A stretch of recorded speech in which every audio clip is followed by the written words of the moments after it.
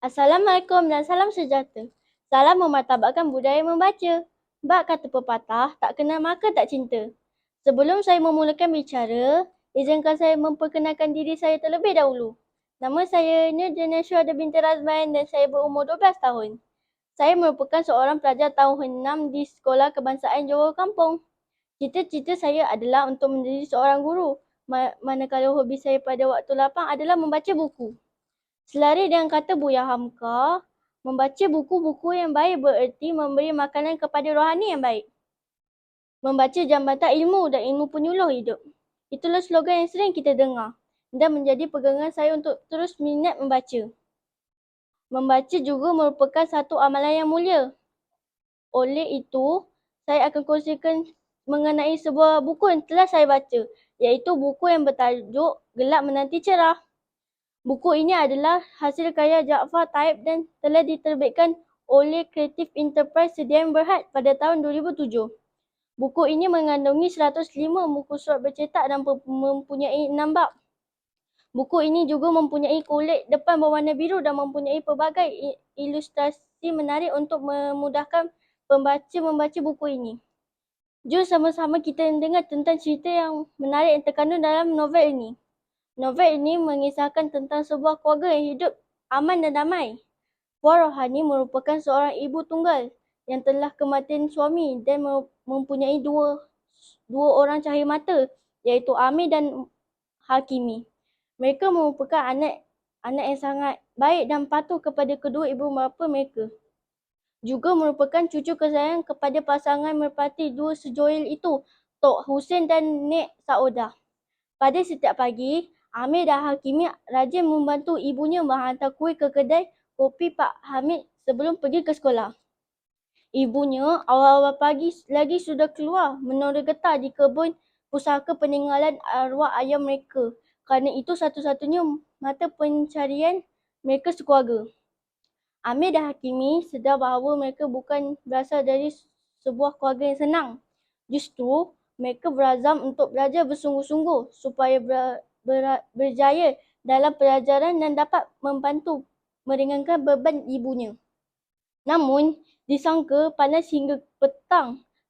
Rupanya hujan hingga ke siang. Akibat tersalah memilih rakan, akhirnya Amir terlibat dalam kancah penagih dadah. Ashraf, Ahming dan Raju berjaya mempengaruhi Amir untuk terlibat dalam gejala dadah dan rokok. Hal ini hari demi hari, sikap Amir mula berubah. Dia sudah mula pandai mencuri dan meninggikan suara kepada ibunya. Dia juga sering ponting ke sekolah dan menipu ibunya. Puan Rohani berasa sangat sedih mengenangkan perbuatan drastik anaknya. Harapannya itu. Dia tidak menyangka bahawa Amir sanggup menconting arang ke mukanya. Kini, sikap Amir yang melampau itu telah menjadi buah mulut orang kampung. Hakimi juga terpaksa menanggung malu akibat daripada sikap abangnya itu. Dia berasa sangat sedih apabila ibunya perlu menanggung beban yang sedemikian. Ibarat air diminum serasa duri, nasi dimakan serasa sekam.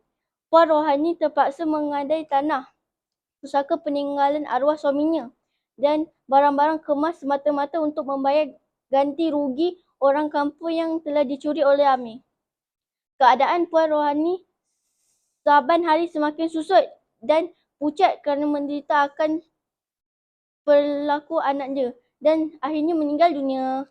Hakimi berasa sungguh sedih akan pemergian ibunya itu. Dia juga berdendam dengan abangnya, Amir, menjadi punca mereka menjadi yatim piatu. Peristiwa ini telah menyedarkan Amir. Dia terlalu kesal perbuatan selama ini. Dia juga terkilan kerana tidak dapat melihat wajah ibunya buat kali terakhir. Amir mahu menebus kembali dosa-dosa yang lalu itu. Dia membuat keputusan untuk berubah dan bertaubat. Amir dengan rela hati memasuki pusat serenti supaya pulih dan tidak lagi berada di bawah penagih dadah. Hakimi dan Amir juga sudah berdamai. Air di cincang tidak akan putus. Macam mana kawan-kawan? Menarik kan? Novel ini mengandungi banyak unsur-unsur pengajaran dan nilai-nilai yang boleh kita pelajari dan perlu diterapkan untuk membentuk pribadi mulia. Novel ini juga menerapkan unsur-unsur sastra seperti peribahasa, simpulan bahasa, perumpamaan, kiasan dan sebagainya. Bukan itu saja, bahasa yang digunakan juga mudah dan sesuai dengan laras bahasa serta aras pembaca murid-murid sekolah rendah. Bagi saya, buku ini sangat sesuai dibaca oleh murid-murid sekolah rendah untuk dijadikan sebagai iktibar dan pengajaran agar kita menjadi insan yang berguna pada masa hadapan.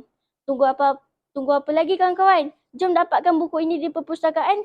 Semoga semua mendapat manfaatnya. Itu saja daripada saya. Sekian, terima kasih.